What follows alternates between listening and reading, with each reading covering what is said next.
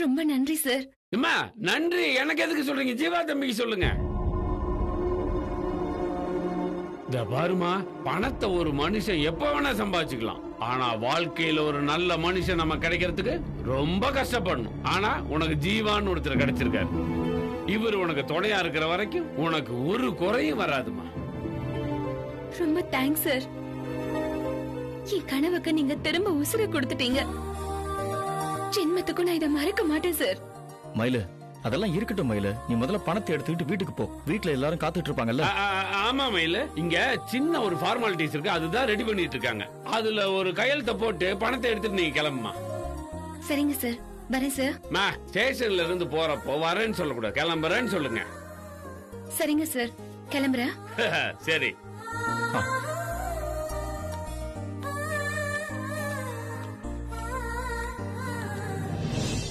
Sir, என்னடா? நாங்க ஒரு உண்மையை சொல்லணும் சார். அடிங்க வந்தனா தொலைச்சு போட்டுருவான். எல்லாம் முடிஞ்சு பணத்தையே கொடுத்து அனுப்புறேன், அப்புறம் நான் உண்மையை சொல்றேன்னு குட்டையை குழப்புறீங்க. அப்போ இதுவரைக்கும் நீங்க சொன்னதெல்லாம் பொய்யா? ஆமா சார். மயிலு, ஒரு நிமிஷம் வாமா.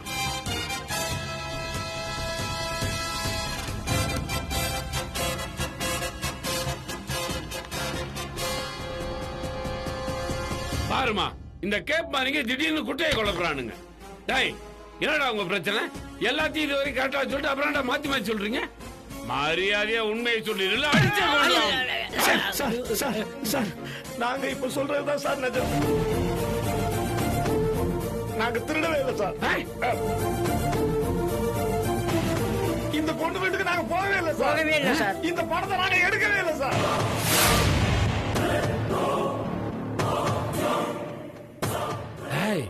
இவ்வளவு நேரமும் இந்த பொண்ணு வீட்டுக்கு போய் பணம் எடுத்தது நாங்க தான் சொல்லிட்டு இருந்தீங்க. இப்ப மாத்தி சொல்றீங்க. உங்களை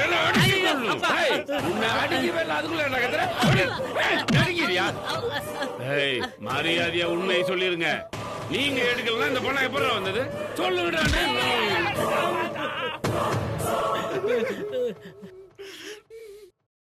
சார், இந்த தம்பி தான் சார் அந்த பணத்தை என்கிட்ட கொடுத்தாரு. நானா? ஆமா சார். என்னடா உளறீங்க? பணத்தை நான் தான் திருட சொன்னாங்கறீங்களா? என்ன பார்த்தா எப்படி தெரியுது உங்களுக்கு? அமைதியா இரு தம்பி, இது ஸ்டேஷன்ல. வேணா இந்தாங்க இந்த தொப்பியை போட்டுக்கோங்க, என் யூனிஃபார்ம் கழட்டி கொடுங்க, அதையும் போட்டுக்கோங்க. அப்புறமா உங்க என்கொயரி ஆரம்பிங்க. Sorry sir. இங்க நான் தான் அதிகாரி. என் தொப்பிய நீங்க போடக்கூடாது, புரியுதா? ஏய், இந்த தம்பி யாருன்னு தெரியுமாடா உனக்கு? தெரியும் சார். அவரு கோடீஸ்வரர் மட்டும் புள்ள. இந்த 3 லட்சம் வாங்குறது அவரு டீ குடிக்கிற காசுக்கு சமம். அவரு என்ன சொல்லு இந்த பணத்தை? சார், இது தொலைஞ்சு போன பணமே இல்ல சார். பின்ன இது இவரோட பணம் தான் சார்.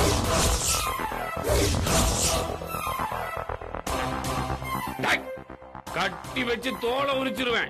மரியாதையா என்ன நடந்ததுன்னு சொல்லுங்கடா. சார், இந்த பொண்ணுக்கு அவருக்கு என்ன தொடர்புன்னு எங்களுக்கு தெரியாது சார்.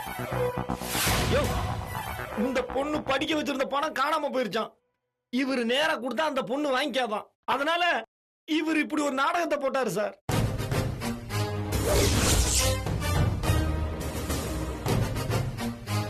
டேய் ஜீவா, பொறுமையா இருக்கு ஜீவா. அவன் ஏதோ பேச வரான்ல, நீ எந்த எடுக்கிற?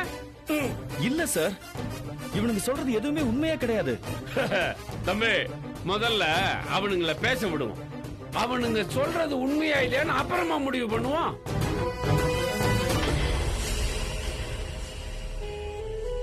ஏய், நீ சொல்றா.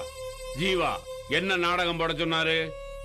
சார், இந்த பொண்ணோட பணத்தை நாங்க தான் திருடணும் சொல்லி சார் இங்க ஒப்படைப்பாரு.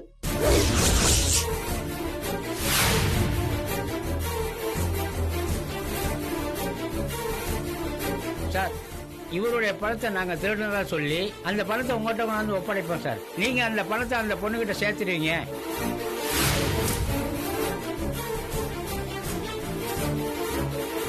இதுதான் சார் சாரோட பிளான். ஆமா சார். டேய், இதுக்கு மேல ஏதாவது பேசுன இங்கேயே கொன்னுடுவோம் உன்னை. அமைதி ஏரியா. ஏன் முன்னாடி அவனை கொன்னுருவன் மிரட்டுற? இது போலீஸ் ஸ்டேஷன்றத மறந்துட்டியா? சார் இவனுங்க அப்படியே டோட்டலா கதையவே மாத்துறானுங்க. வேணும்னே என்ன இதுல இழுத்து விடுறானுங்க. இவனுங்க சொல்றது எதுவுமே உண்மை கிடையாது. இவனுக்கு உனக்கு ஏதாவது முன்விரோதம் உண்டா? இல்ல சார், இவனுங்க யாருன்னு எனக்கு தெரியாது. முன்ன பின்ன இவனுங்க நான் பார்த்தது கூட கிடையாது. அப்புறம் ஏயா உன்னை இந்த கதையில இழுத்து விடுறானுங்க? அதுதான் சார் எனக்கும் ஒன்னும் புரியல. போதும் ஜீவா, ஆளுங்களே உன்னை காட்டி கொடுத்துட்டானுங்க. எதுக்கு இன்னும் நீ நடிச்சுக்கிட்டே இருக்க? புரியல சார். குட்டு உடஞ்சிருச்சேன்னு கோவப்படாத ஜீவா, கொஞ்சம் கூலாரு. மயிலுக்கு ஒண்ணுனா நீ தான் முதலா வந்து நிப்ப, இவனுங்களையும் நீ தான் கூட்டு வந்த.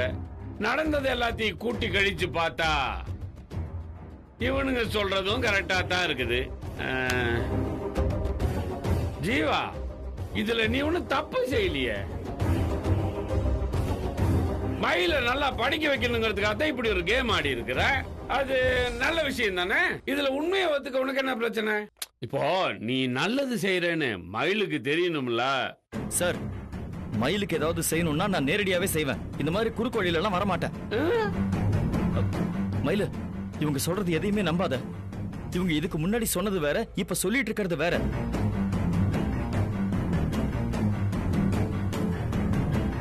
நடுவுல இவர்தான் பூந்து ஏதோ ஒரு கேம் ஆடிட்டு இருக்காருன்னு நினைக்கிறேன். என்ன ஜீவா, அங்க சுத்தி இங்க சுத்தி என்ன குற்றவாளிக்கு உள்ள ஏத்துற? தம்பி, எதுக்கு இப்ப பேச்ச மாத்துறீங்க? மயிலுக்கு பணம் கிடைச்சிருச்சு, நான் அந்த ஃபைல க்ளோஸ் பண்ண போறேன். அப்புறம் இவனுங்களுக்கு சம்பளத்தை கொடுத்து நீ அனுப்பிச்சிட போற.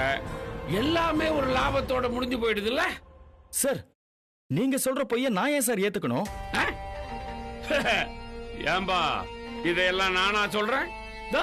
இவனுங்க தான் சொல்றானுங்க, உன் முன்னாடியே தானே சொல்றானுங்க. ஏய், என்ன வாயில் என்ன கொழுக்கட்டையா இருக்கு? சொல்லுங்கடா. ஆமா சார், இவர் சொல்ற மாதிரி செய்ய சொல்லி அடிச்சாரு.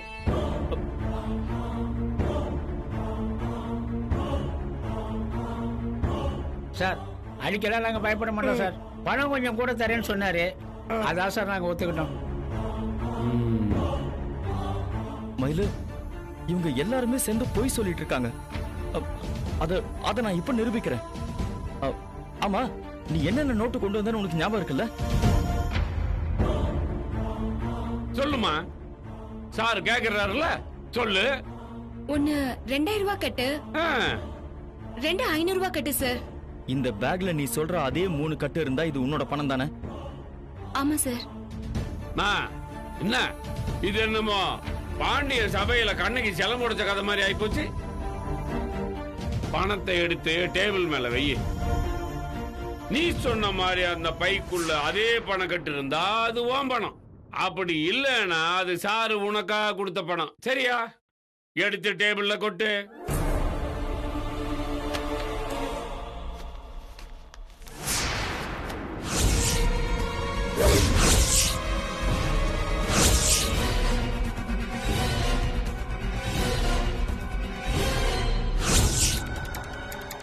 ஒரு பேங்குக்கு போயிட்டு சார், இது 500 ரூபாய் கட்டுகளா மாத்திட்டு வா. எதுக்கு சார்? சொன்னது படி செய்ய. Okay sir.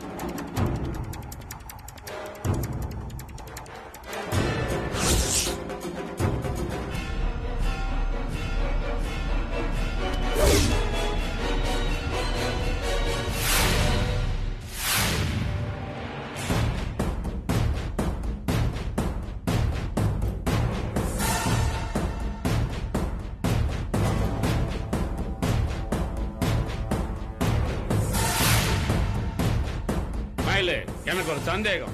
உனக்கும் இவருக்கும் நிறைய கொடுக்கல் வாங்கல் இருக்கும் போல இருக்க. இவரு அடிக்கடி உனக்கு பணம் கொடுப்பாரு நினைக்கிறேன். அந்த பணத்தை பணமா அடைப்பியா இல்ல? ஏன் டென்ஷன் ஆகுற? பதில் சொல்ல விருப்பம் இல்ல நான் விட்டு. அது உங்க பர்சனல் விஷயம், அதுல எல்லாம் நான் தலையிட முடியாது. ஆனா உங்க காதல் பஞ்சாயத்துக்காக என் டியூட்டி டைம் நீங்க வேஸ்ட் பண்ண கூடாது இல்ல? தேவையில்லாத நாடகத்தை போட்டு என் வேலை நேரத்துக்கு எடுத்துட்டேன்னு உன் மேல கேஸ போட்டு இப்ப கூட தூக்கி உள்ள வச்சிட முடியும். ஆனா இந்த காக்கி சட்டையை உங்க அப்பா தான் திரும்ப எனக்கு கொடுத்தாருன்ற விசுவாசத்தினால உன் பேர்ல எந்த ஆக்ஷன் எடுக்காம விடுறேன். போ. இதுதான் உங்க 2 பேத்துக்கு லாஸ்ட் வார்னிங். இதுக்கப்புறமும் இது மாதிரி ஏதாவது நடந்தது, நான் வேற மாதிரி ரியாக்ட் பண்ண வேண்டி இருக்கும். இதெல்லாம் தேவையா சார் எனக்கு? நான் என்ன சார் உங்களுக்கு பாவம் பண்ண? தேடி தேடி வந்து என்னை ஏன் இப்படி அசிங்கப்படுத்துறீங்க? இல்ல மயிலு, நான் உனக்கு உதவி செய்யலான்னு தான் இதெல்லாமே பண்ணேன். ஆனா இந்த பணத்தை நான் கொடுத்த விடல. எனக்கு உதவி செய்ய நீங்க யாரு சார்? திருடனை புடிச்சு கொடுங்க, பணத்தை மீட்டு கொடுங்கன்னு நான் உங்ககிட்ட வந்து கேட்டனா? ஏன் பிரச்சனை? அத நான் எப்படியோ தீர்த்துக்கிறேன். நீங்க ஏன் சார் தேவையில்லாம தலையிட்டு என்னை இப்படி சித்திரவதைப்படுத்துறீங்க? உதவி பண்றேன்ற பேர்ல ஏன் சார் என்னை இப்படி கொஞ்சம் கொஞ்சமா சாகடிக்கிறீங்க? இல்ல, அவங்க ஏன் இந்த மாதிரி பேசுறாங்கன்னு எனக்கு புரியல. நீ என்ன தப்பா புரிஞ்சிட்டு இருக்க மயிலு. நான் சொல்றத ஒரு நிமிஷம் கேளு. போதும் சார், போதும். நீங்க எதுவுமே சொல்ல வேணாம். என்ன கொஞ்சமாவது மான மரியாதையோட வாழ விடுங்க சார். எனக்கு ஏதாவது நல்லது பண்ணணும்னு நினைச்சா இனிமே என் விஷயத்துல தலையிடாதீங்க.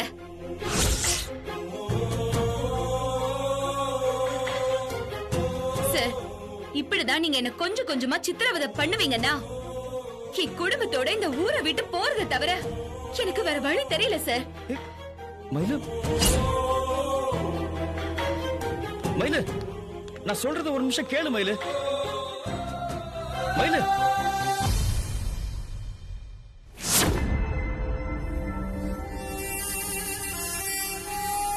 டேய், போங்கடா. டேய், போங்கடான்றேன். அடிச்சிட போறாரா? வாடா வாடா.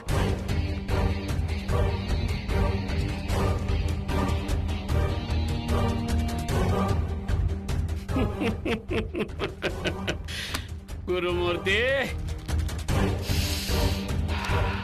ஒரு சின்னூண்டு ட்விஸ்ட்ல என்ன அமௌண்ட் கலெக்ஷன்?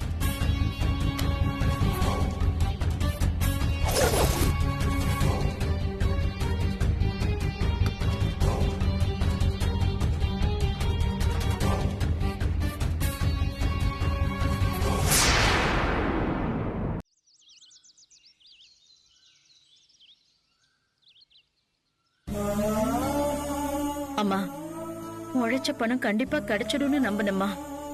என் பொண்ணு படிப்புக்காகவாவது அது நடக்கணும்னு வேண்டிக்கிட்டேன். என்னோட வேண்டுதலும் நம்பிக்கையும் வீண் போகல. என் பொண்ணு பணத்தோட வரப்போறா.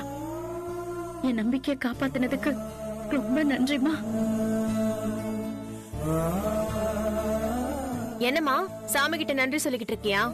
பணம் கிடைச்சதா இல்லையானே கன்ஃபார்மா தெரியல, அதுக்குள்ள அவசரப்படுறியம்மா. இல்லடி, மயிலு போய் எம்பிட்டு நேரம் ஆச்சு. அவ இன்னும் வரலன்னா போலீஸ் பணத்தை மீட்டு கொடுக்க போறதுனால தான் இவ்வளவு நேரம் ஆகுதுன்னு நினைக்கிறேன். கற்பனை பண்ண வேண்டியதுதாம்மா, ஆனா இது ரொம்ப ஓவரா இருக்கு. ஏய், நல்லது நடந்திருக்கும்னு அம்மா நம்புறாங்க. நீ ஏண்டி அதை கெடுக்கிற? நம்பிக்கை பொய்யாயிடுச்சுன்னா அம்மாக்கு தான் ரொம்ப கஷ்டமா போயிடும்.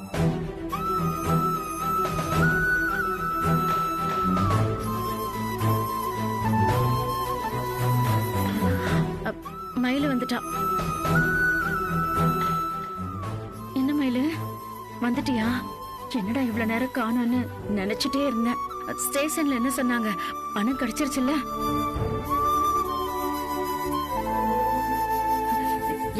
எனக்கு தெரியும் மயிலு, நாம உழைச்சு சம்பாதிச்ச காசு அது எப்படி கிடைக்காம போகும்? என் வாக்கு பலிச்சிருச்சு பாத்தியா? அந்த பாவிங்க மொத்த பணத்தையும் திருப்பி கொடுத்துட்டாங்களா இல்ல செலவு பண்ணிட்டாங்களா மயிலு? 5 10 போனாலும் பரவாயில்ல, பணம் வந்துருச்சுல, மீதி கிடைச்சா அதுவே பெரிய விஷயம்டி. ஆமா, ஏண்டி இவ்வளவு நேரம் ஆச்சு? கையில பை ஒண்ணும் இல்ல. வர வழியில பணத்தை பேங்க்ல போட்டியா? அங்க போயிட்டு வரதா இவ்வளவு நேரம் ஆச்சா? அம்மா, பேசுறத நிறுத்திட்டு ஒரு நிமிஷம் இவங்க மூஞ்சிய பாரு. நீ நினைச்ச மாதிரி எதுவுமே நடக்கலன்னு இவங்கள பார்த்தாலே தெரியல.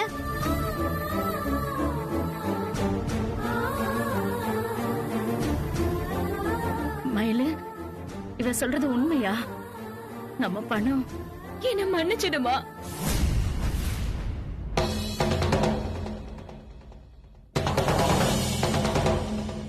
மயிலு, ஏன் அழற? ஸ்டேஷன்ல என்ன நடந்துச்சு? அந்த ஆளுங்க கிட்ட இருந்து போலீஸ் பணத்தை மீக்கலையா? மீட்டு கொடுத்தாங்கம்மா. ஆனா அந்த பணம் நம்ம பணம் இல்லம்மா, ஜீவா சாரோட பணம்.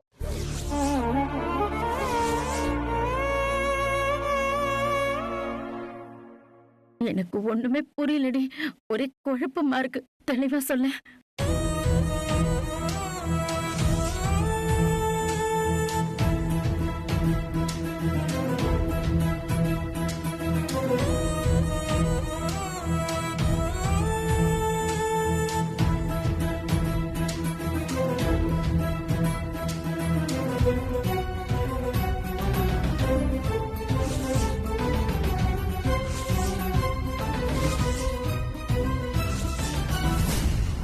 நடந்தது எல்லாமே ஜீவா சாரோட நாடகமா. அவர் தாமா பணம் கிடைச்சிருச்சுன்னு நம்மள நம்ப வச்சு ஏமாத்திட்டாருமா.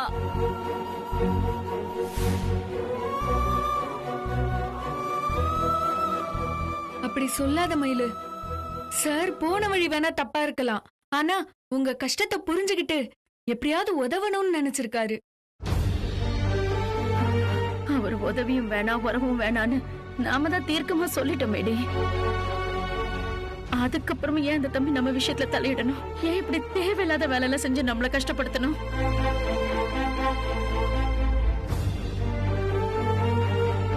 அந்த பணம் கிடைக்காம போயிருந்தா கூட பரவாயில்ல, ஆனா கிடைச்சிருச்சுன்னு சொல்லி நம்பிக்கை கொடுத்து கடைசியில இப்படி பெரும் கையோட அனுப்பிச்சிட்டாங்களே, அதாண்டி என்னால தாங்கவே முடியல. அம்மா, அம்மா, அத்தை,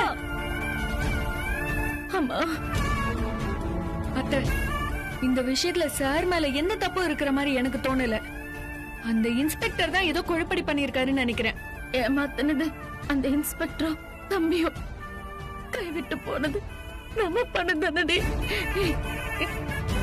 அம்மா, நீங்க ஸ்டேஷன் போயிட்டு வரதுக்குள்ள நான் கூட நம்ம பணம் கிடைச்சிடும், நான் என் பொண்ணு அகாடமில சேர்த்து IPS பரீட்சைக்கு படிக்க வைக்க போறேன்னு பெருசா கனவு கண்டு சந்தோஷப்பட ஆரம்பிச்சுட்டு இப்படி எல்லாத்தையும் ஒரே நிமிஷத்துல இல்லாம பண்ணிட்டீங்களே.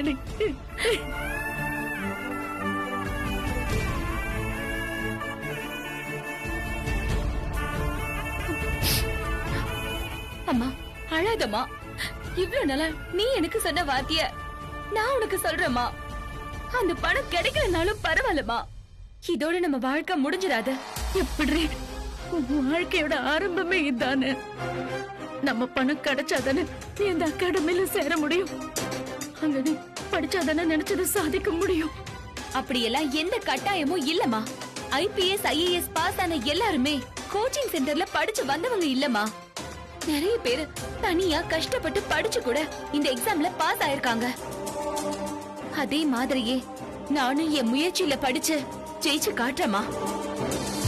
ஏய், வாய் இருக்கேன்னு சும்மா எதையாவது உளராத. கோச்சிங் கிளாஸ்ல படிக்கிறவங்களே 4-5 அட்டம் பண்ணியும் தோத்துட்டு வராங்க. இந்த அம்மா எந்த கிளாஸ்க்கும் போகாம வீட்லயே இருந்து படிச்சு ஜெயிச்சிடுவாங்களாம். நடக்கிற கதையா பேசுடி. ஏங்கா நடக்காது? மனசு வச்ச எல்லாம் நடக்கும்கா. அப்படி சொல்றியே என் செல்ல குட்டி. ஐயோ, கோச்சிங்ல சேர்ந்தா நம்ம நிறைய படிக்கலாம், தெரிஞ்சுக்கலாம்ன்றதெல்லாம் உண்மைதான். ஆனா அதுல சேர்ந்து படிச்சா மட்டும்தான் பாஸ் பண்ண முடியும்னு ஒரு தப்பான நம்பிக்கை இருக்குல்ல, அத நான் உடைச்சு காட்டுறேன்கா. நீ பேசுறத கேட்க நல்லாதான் இருக்கு மயில, ஆனா இதெல்லாம் சாத்தியமானதா தெரியல. எனக்கும் அதான் தோணுது மயில. நான் யார் கையில காலியாவது விழுந்து பணத்தை வாங்கி தரேன், நீ போய் அகாடமில சேர்ந்துரு. வேணாமா, இனிமே நீ எனக்காக யார் கால்லயும் விழ வேண்டாம். ஏற்கனவே நீ நிறைய கடன் வாங்கி வச்சிருக்க, இப்போ கையில இருந்த நிலமும் போயிடுச்சு. நீ இந்த ஊருக்கு வந்தப்ப எப்படி இருந்தையோ அதே நிலைமைதான் இப்பயும் இருக்கு. நம்ம முதல்ல இருந்து மேல வரணுமா? நம்ம 2 பேரும் வேலைக்கு போய் சம்பாதிச்சாதான் ஓரளவுக்கு எல்லா செலவையும் சமாளிக்க முடியுமா? மயில சொல்றதும் சரிதாமா. என் மிஷின் இங்க சும்மா தானே இருக்கு, நான் வேணா இப்பவே டைலரிங் தொழில் ஆரம்பிச்சிடுறேன். இல்லக்கா, இப்போ நீ வேற வீட்டுக்கு போயாச்சு. இதுக்கு மேலயும் நீ இந்த குடும்பத்துக்காக கஷ்டப்படக்கூடாது. என்னடி பேசுற? நான் இன்னொரு வீட்டுக்கு போனாலும் இது என் குடும்பம் இல்லைன்னு ஆயிடுமா? நம்ம குடும்பத்துக்கு ஒரு கஷ்டன்றப்போ என்னால முடிஞ்சதை நான் செய்யக்கூடாதா? நீ இங்க இருக்க போறது 1 வாரமோ 10 நாளோ, அது வரைக்கும் நீ சந்தோஷமா இருந்துட்டு போக்கா. உனக்கு இந்த கஷ்டம் எல்லாம் வேண்டாம். எனக்கு எந்த கஷ்டமும் இல்ல மயில. இனிமே என்னடி சொன்ன? ஒண்ணும் இல்லம்மா. அவரு இல்லன்றதுனால நான் அப்பப்போ இங்க வந்துட்டு போற மாதிரி தான் இருக்கும். அதான் என்னால முடிஞ்சதை தச்சு கொடுத்து சம்பாதிக்க முடியுமா? அதெல்லாம் ஒண்ணு வேணாம் மலரு. நான் ஒருத்தி வேலைக்கு போனா போதும். நீ உன் குடும்பத்தை பாரு. இவ வீட்டுல இருந்து படிக்கட்டும். இல்லம்மா, இதுக்கு மேலயும் நான் உன்னை கஷ்டப்பட வச்சுட்டு என்னால வேடிக்கை பார்த்துட்டு இருக்க முடியாது. உன் கூட சேர்ந்து நானும் கூலி வேலைக்கும் தோட்ட வேலைக்கும் வரேன். எப்பெல்லாம் வேலை இல்லையோ அப்பெல்லாம் நான் படிச்சுக்கிறேம்மா. அது சரியா வராதுடி. வேலைன்னு வந்துட்டாலே படிப்புல இருக்கிற கவனம் போயிடும்டி. சம்பாதிக்க ஆரம்பிச்சிட்டேன்னா படிப்பை பத்தி யோசிக்கவே தோணாதுடி. நிச்சயமா நான் அப்படி இருக்க மாட்டேமா. எந்த பரீட்சையா இருந்தாலும் சரி 24 மணி நேரமும் படிச்சுக்கிட்டே இருக்க வேண்டிய அவசியம் இல்லம்மா. கிடைச்ச நேரத்தை சரியா பயன்படுத்திக்கிட்டாலே போதும். கிடைச்ச நேரத்துல படிச்சேன்னா எப்படி பரீட்சை எழுதுவ? இந்த வருஷம் அடுத்த வருஷம்னு நாம எதையும் முடிவு பண்ண வேணாமா. எழுதலான்ற நம்பிக்கை வரும்போது நான் எழுதுறேமா. நான் IPS எழுதுறது இப்ப முக்கியம் இல்லம்மா. இந்த நிலைமையில இருந்து இந்த குடும்பத்தை நான் தூக்கி நிறுத்தணும். அதுக்கு நானும் வேலைக்கு போறதுதாம்மா ஒரே வழி.